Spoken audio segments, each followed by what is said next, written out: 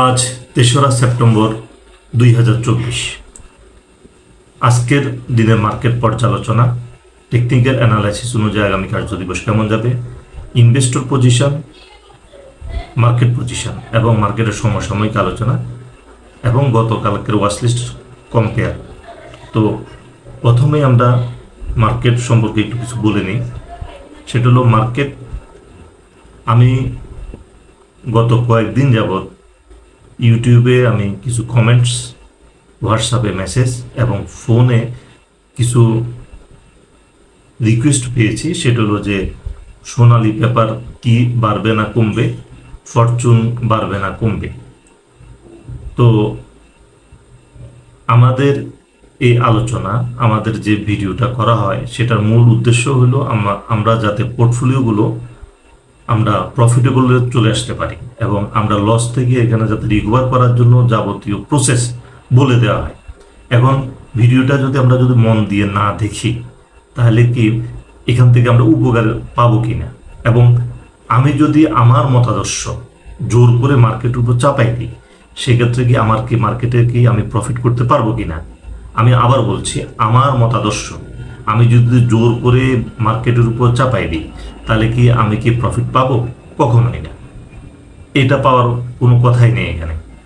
যদি মার্কেটে যদি প্রফিট পেতে হয় তাহলে মার্কেটের পজিশন অনুযায়ী আমাকে পজিশন নিতে হবে। তো সেই ক্ষেত্রে আমি গত কার্যদিবসের যে ভিডিওটা, এটা যদি আপনারা মন দিয়ে শুনেন, সেখানে আমি ক্লিয়ারলি বলেছি মার্কেট পজিশন নিয়েছে ব্যাংক এবং ফান্ডামেন্টাল শেয়ারে। সেক্ষেত্রে আমাদেরকে ব্যাংক এবং ফান্ডামেন্টাল শেয়ারে থাকতে হবে। তো ব্যাংক এবং ফান্ডামেন্টাল শেয়ারে যদি আমরা থাকতে হয় সেক্ষেত্রে আমরা ফরচুন বাড়বে কি কমবে এটা আমরা আশায় বসে থাকবো, কিংবা সোনালী পেপারের বাড়বে না কমবে, ওরিয়ন ফার্মা বাড়বে না কমবে, সিপাল বাড়বে না কমবে এটার আশায় থাকবো। আমাদেরকে পজিশন, মার্কেট বলছে, আমি তো বলিনি পজিশন নিতে, মার্কেট ইন্ডিকেট করছে, টেকনিক্যাল অ্যানালাইসিস অনুযায়ী মার্কেট ইন্ডিকেট করছে ব্যাংক এবং ফান্ডামেন্টাল শেয়ারে। আজকে র্যানেটা ভলিউম অনেক, মেবি 4 লাখের উপরে অনেকখানি বেড়েছে। তো জিপির অবস্থা ভালো, রবির পজিশন ভালো, তো ফান্ডামেন্টাল পজিশন ভালো, ওদিকে ব্যাংকের টার্নওভার সবচেয়ে বেশি, ব্যাংকের পজিশন ভালো।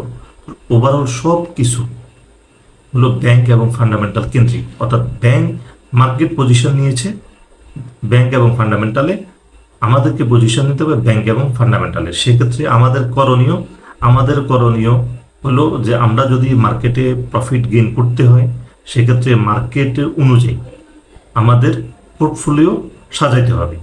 তো সেই ক্ষেত্রে আমরা অন্য শেয়ার থেকে প্রয়োজনে কনভার্ট হয়ে কিংবা নতুন ফান্ড ইনজেক্ট করে আমরা ব্যাংক এবং ফান্ডামেন্টাল শেয়ারে আসবো। সেক্ষেত্রে এখন যদি লসের পরিমাণ অধিক হয় সেক্ষেত্রে আপনি ওয়েট করেন, কিন্তু আপনাকে যদি মার্কেটে যদি ট্রেড করতে হয়, মার্কেটে যদি প্রফিট গেইন করতে হয়, আপনাকে ব্যাংক এবং ফান্ডামেন্টাল শেয়ারে এখন আসতে হবে। সেক্ষেত্রে আপনাকে হয়তো নতুন টাকা নিয়ে আসতে হবে মার্কেটে, আর যদি নতুন টাকা না নিয়ে আসে থাকে তাহলে সেক্ষেত্রে কনভার্ট করতে হবে। কনভার্টটা কীভাবে করতে হবে? যদি কোনো একটা শেয়ার, আমি 2টা শেয়ারের নাম মেনশন করেই বলি, 2 দিন আগে আমার সাথে একজনের কথা হয়েছিল, তো ওনার কাছে অনেকগুলো ফরচুন ছিল, তো উনি আমাকে বলছে ওনার ফরচুনে অনেক লস। তো এখন ফরচুন যেহেতু লস, তাহলে আমাকে কি করতে হবে? যেহেতু ফরচুনে অনেক লস, তো আমি বললাম ফরচুনের কাছাকাছি কোন ব্যাংকের রেট আছে। তো 27 কি 28 রেট ছিল ফরচুনের, আর সিটি ব্যাংকের ছিল 23। তো আমি বললাম যে অলমোস্ট সেম, যদি 50,000 ফরচুন বিক্রি করেন তাহলে তা থেকে একটু বেশি পরিমাণ সিটি ব্যাংক পাবেন। সেক্ষেত্রে যদি এটা যেটা ফল করছে, এই ফলটা থেকে আপনি বেঁচে যাবেন এবং আপনার পুঁজিটা স্টেবল হয়ে গেল এবং এখান থেকে আপনি প্রফিট পাওয়ার সম্ভাবনাটা বেশি। তো ফল স্টপ হয়ে গেল এবং পুঁজি স্টেবল হয়ে গেল।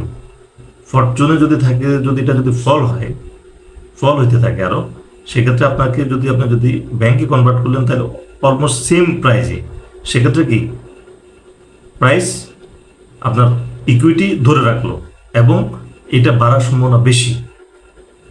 তো সেক্ষেত্রে আপনি দুই দিকে লাভবান হলেন। তো কনভার্ট করতে হলে এইভাবে কনভার্ট করতে হবে। তো এই এই জিনিসটা যদি ভিডিওগুলো যদি ভালোভাবে যদি না শোনা হয়, না দেখা হয় এবং না ফলো করা হয়, তাহলে তো এখান থেকে আমরা উপকার পাচ্ছি না। এটাকে এখান থেকে খুব কেয়ারফুলি এবং আপনাদেরকে প্রতিটা ক্যান্ডেল হিসাব করে করে DCX এর প্রতিটা ক্যান্ডেল হিসাব করে করে পরের দিন কি হবে সেটা বলে দেওয়া হচ্ছে। তো এরপরেও যদি পোর্টফোলিও যদি ভালো না হয়, সেটা অত্যন্ত দুঃখজনক, এবং তাহলে বুঝতে হবে ঠিকভাবে পোর্টফোলিও ম্যানেজমেন্ট হচ্ছে না।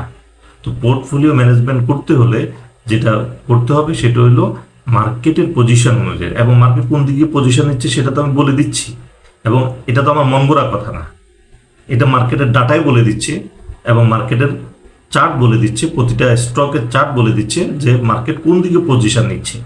আজকে একদিন ব্যাংকের ভলিউম হওয়ার পরে তো আমি বলছি না যে ব্যাংকে ইনভলভ হওয়ার জন্য, কারণ ব্যাংকের এবং ফান্ডামেন্টাল শেয়ারের যে চার্ট, এই চার্ট বলে দিচ্ছে মার্কেট পজিশন নিচ্ছে ব্যাংক এবং ফান্ডামেন্টাল শেয়ারে।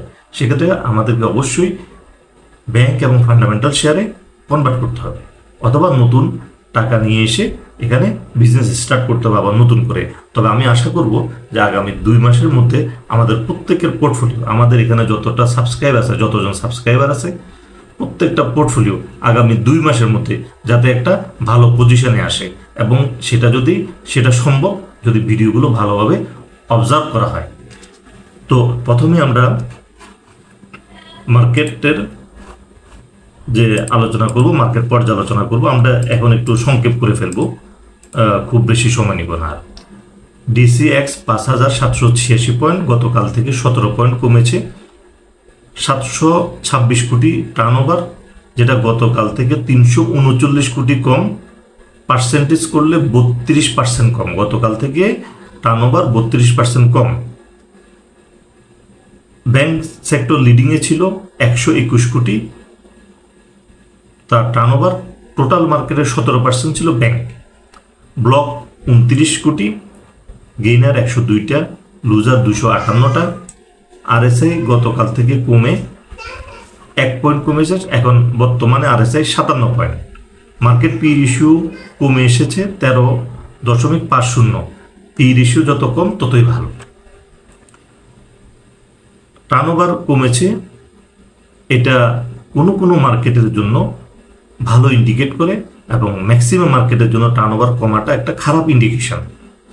তো আজকের টার্নওভার কমাটা ভালো না খারাপ, আমি ইন্ডেক্সের পাতাটা যখন আমি অ্যানালাইসিস করব সেখানে আমি বলছি। তার আগে আমি বলে নিই টেকনিক্যাল অ্যানালাইসিস অনুযায়ী আগামী কার্যদিবস কেমন যেতে পারে। টেকনিক্যাল অ্যানালাইসিস অনুযায়ী আমরা দেখতে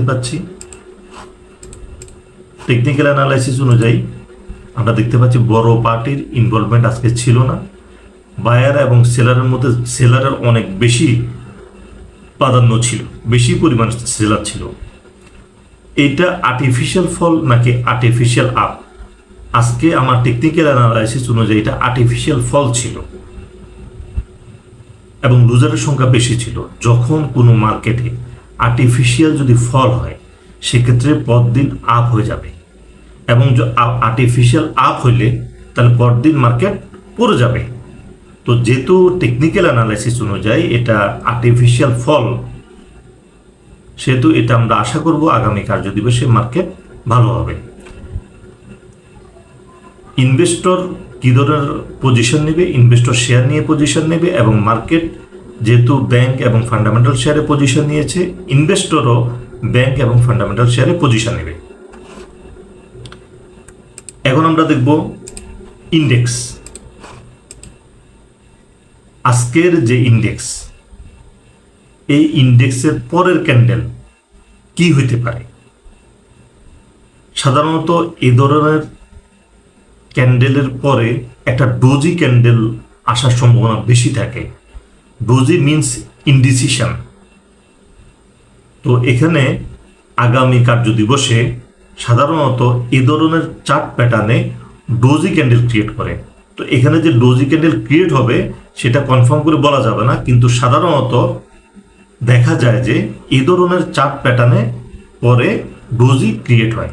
আচ্ছা, টার্নওভার যে আমাদের কমে গেল, সেটা মার্কেটের জন্য ভালো না খারাপ?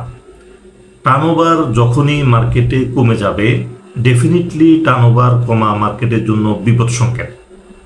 কিন্তু কিছু কিছু চার্ট প্যাটার্নে টার্নওভার কমাটা পজিটিভ ইন্ডিকেট করে।